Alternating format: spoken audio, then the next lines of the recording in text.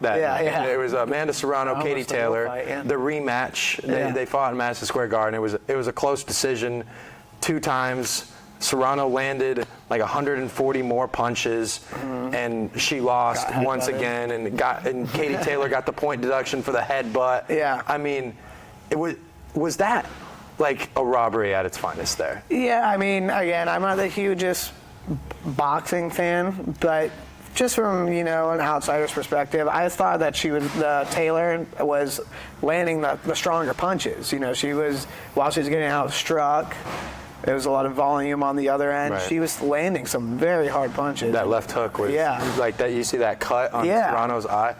Ooh, I had to look away. It was that bad. Just from the eye test, it seemed like she was hitting her harder. I'm not a boxing judge. I'm not a hugest boxing fan, but I know in the UFC a lot of times it's a big conversation this year.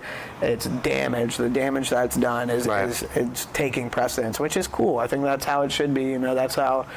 If you are hurting your opponent, that's more important than volume and just hitting landing them 4 times. Yeah, right. Exactly. Now the headbutts, getting a point taken away, that's a little interesting that it was still a decision like that. It was unanimous. Yeah, too. and she won by unanimous. Yeah. So it's kind of odd. It's kind of hard to tell because coming from a UFC background, it's a little bit different in the scoring aspect. The scoring is a lot different. I've heard from the boxing crowd that it was a huge robbery.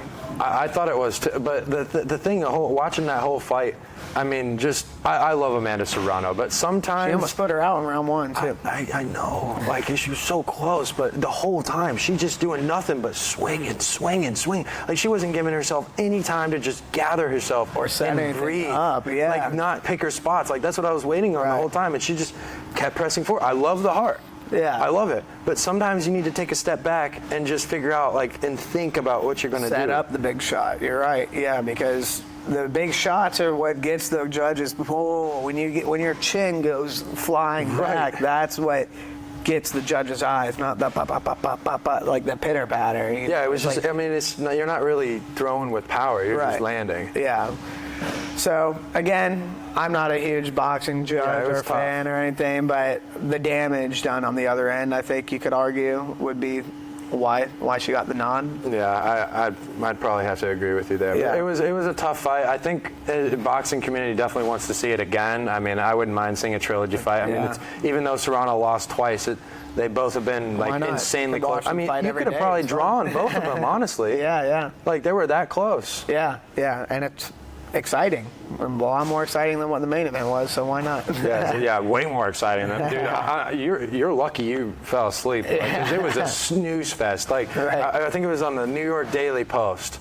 The headline was like, Jake Paul beats Mike Tyson in an absolute snooze fest. Yeah. That was the headline. And I'm like... They got everybody. They definitely hoodwinked everyone. Yeah. They made their money, though. Yeah. Talk to me, baby. Talk to me nice. I'm from another world, baby, yeah. Broadway paradise. They think I'm way too cold, cause I put my